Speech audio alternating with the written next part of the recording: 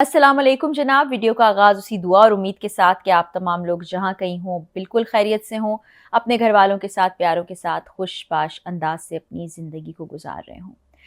आज एक घर से 3 जनाजे उठे, 3 सगे भाइयों के, उनको सुपुर्दे खाक कर दिया गया।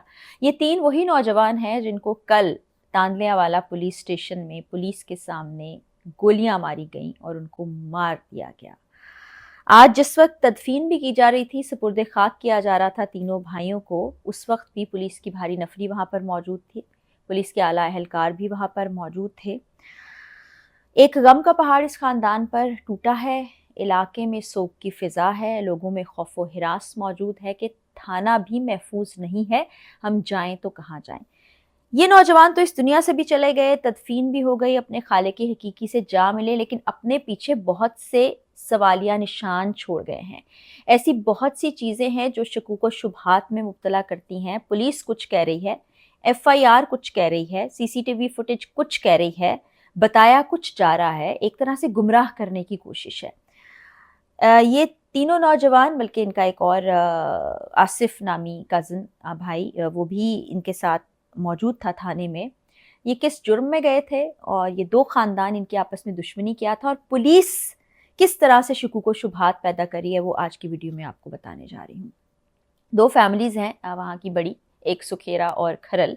इनके दरमियान ये कुछ डेढ़ पौने 2 साल से एक दुश्मनी चली आ रही थी। दुश्मनी ये थी कि एक खंबा था, उस खंबे से दूसरी बिरादरी को अपने ट्यूबवेल के लिए बिजली का कनेक्शन चाहिए था।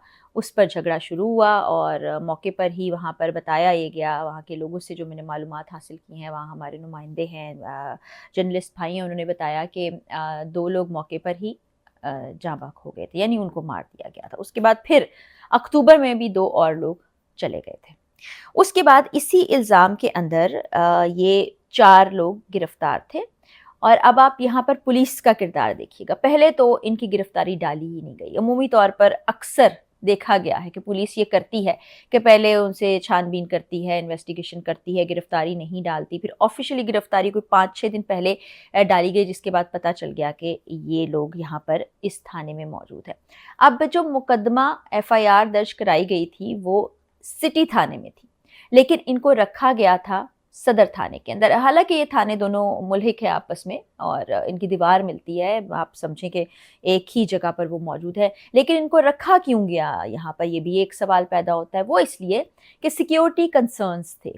पुलिस की जानिब से कहा जा रहा था इनकी जान को ख़तरा है। जान को ख़तरा भी था, फिर इनको एक ही जगह पर एक हवालात में बंद भी कर दिया गया चारों को। फिर उस हवालात में कोई और कैदी भी नहीं था। फिर एक कहानी बताई जाती है कि थाने के पिछली जानिब हवालात में एंटर होने के लिए एक सीढ़ी लगाई गई। उस सीढ़ी से 5 अफराद आए, 5 अफराद ने फायरिंग की। पुलिस कहाँ थी, पुलिस के एहलकार कहाँ थे, ड्यूटी ऑफिसर कहाँ थे, कुछ नहीं पता है। और उन्होंने 3 लोगों को मार डाला, एक को ज़ख्मी किया। वो बआसानी मेन गेट से फ़रार हो गए, जिसकी CCTV फुटेज भी मौजूद है। और बाहर अगर CCTV फुटेज को आप देखें तो वो फायरिंग भी कर रहे हैं, उनके चेहरे भी खुले हुए हैं, जिससे बआसानी उनको पहचाना जा सकता है। वो चले गए। अब ये सवालिया निशान उठते हैं कि भाई थाने में तो हर वक्त पुलिस मौजूद रहती है, कोई ना कोई एहलकार मौजूद रहता है और मुसल्ला होते हैं। उसमें मुसल्ला लोग आए हैं, घुस गए हैं, छत पे चढ़े हैं, नीचे कूदे हैं, फिर उन्होंने फायरिंग कर दी है, इतना हल्ला मचाया थाने के अंदर। पुलिस उस वक्त थी कहाँ? और मैंने आपको बताया दोनों थाने मुल्हिक ही हैं। फायरिंग की आवाज़ें सुनी होंगी ना, देखा होगा, भगदड़ मची हुई है। अच्छा, उसके बाद सोने पे सुहागा ये देखिए कि जो FIR इन लोगों के खिलाफ दर्ज की गई, जो हमला आवर थे, वो FIR पुलिस की मुदियत में दर्ज की गई। अब लवाहिकीन मौजूद हैं, उनके घर वाले मौजूद हैं, वो ये कहते रहे हम अपनी मुदियत में FIR दर्ज करेंगे, लेकिन नहीं, पुलिस ने अपनी मुदियत में FIR दर्ज करा ली। FIR में लिखा गया 5 नामालूम अफराद। अब वो नामालूम कैसे हुए?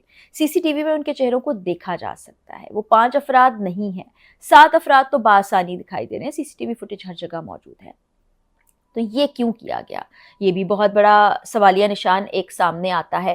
फिर जब ये ख़तरा था कि इन पर हमला हो सकता है, इनको मारने की कोशिश की जा सकती है, तो चारों भाइयों को एक ही जगह पर, एक ही लॉकअप के अंदर क्यों रखा गया था?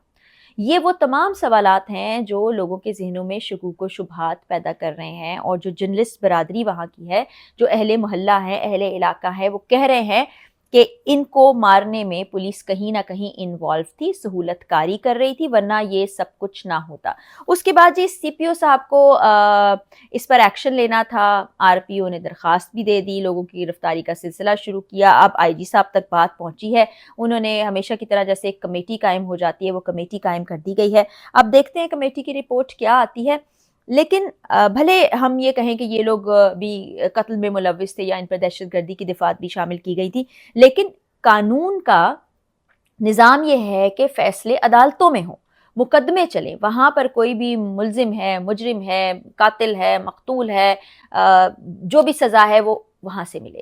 اس طرح قانون کو کھلے عام ہاتھ میں لیا گیا، اور لوگوں میں اتنا خوف ہے، وہ کہہ رہے ہیں کہ اب ہم جائیں تو جہاں کہاں جائیں، کریں تو کیا کریں، کہ آپ کی حفاظت کرنے والی پولیس، آپ کو حوالات میں انویسٹیگیشن کے لیے رکھنے والی پولیس، گرفتاری اور زیر حراست جس کے آپ ہیں وہ پولیس، ابھی یہ جسمانی ریمانڈ پر تھے بھائی، وہاں پر عدالت سے ریمانڈ لیا گیا تھا، وہاں پر بھی آپ محفوظ نہیں ہیں، تو پھر کہاں پر محفوظ ہیں؟ رات گئے وہ انٹر ہو رہے ہیں، اور جو ساری کہانی بتائی جا رہی ہے اس پر کوئی یقین کرنے کا دل چاہتا ہے۔ اگر آپ کو یقین آتا ہے اور آپ کو لگتا ہے یہ کہانی درست ہے تو آپ کامنٹ سیکشن میں ضرور بتائیے گا، لیکن یہ جو بلال، عثمان اور ناصر جان سے گئے ہیں، اب اس کا کس سے سوال پوچھا جائے؟ جن سے پوچھا جانا چاہیے، جن کو انکوائری کرنی چاہیے، جن کو انویسٹیگیشن کرنی چاہیے، لوگوں کا شک انہی کی جانب جا رہا ہے۔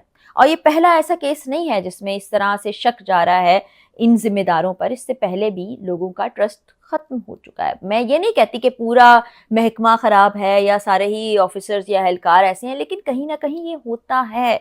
بہت سی ایسی چیزیں جن کے پیچھے ہم وجہ تلاش کر رہے ہوتے ہیں، کڑیاں ملا رہے ہوتے ہیں کہ پشت پناہی کہاں سے ہو رہی ہے، کڑیاں جا کے کہاں ملتی ہیں، ایسے ہی پولیس اسٹیشنز کے اندر سے۔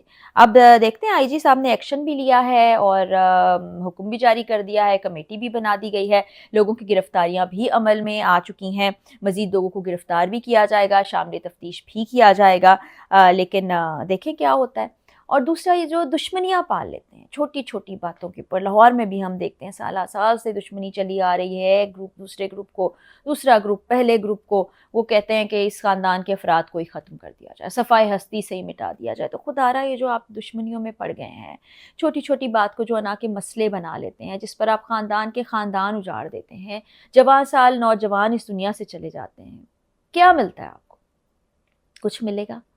نسلیں ختم کرنے سے آپ کو کیا ایک انا کی تسکین ملے گی؟ اس سلسلے کو بند کر دیجئے، کوئی انسانیت پر غور کیجئے، سوچنے کی کوشش کیجئے، کوئی تو بارش کا پہلا قطرہ بنے، کوئی تو اس سلسلے کو روکے، کوئی تو اس سلسلے کو ختم کرے، اور پھر یہ جو جن اداروں کی ذمہ داری بنتی ہے، جن کو محفوظ بنانا چاہیے سب کو، وہی یہ سب کچھ کریں گے تو پھر لوگ کہاں جا کے انصاف مانگیں گے، کس کا در کھٹکھٹائیں گے؟ اور اللہ تعالیٰ سے آپ کیوں خوف نہیں کھاتے ہیں؟ اللہ کا ڈر کیوں ختم ہو گیا ہے کہ وہی ذات ہے جو بعد میں انصاف کرتی ہے، اور رب جب انصاف کرتا ہے نا، پھر آپ کو منہ چھپانے کی جگہ بھی نہیں ملتی۔ تو اس کو روک تھام کو یقینی بنائیے، پولیس والا اپنا کام کرے، ججز اپنے کام کریں، ادارے اپنے کام کریں، تو کتنا سکون ہوگا ہمارے ملک میں۔ اس طرح ہم روز روز ایسی بری خبریں رپورٹ نہیں کریں گے۔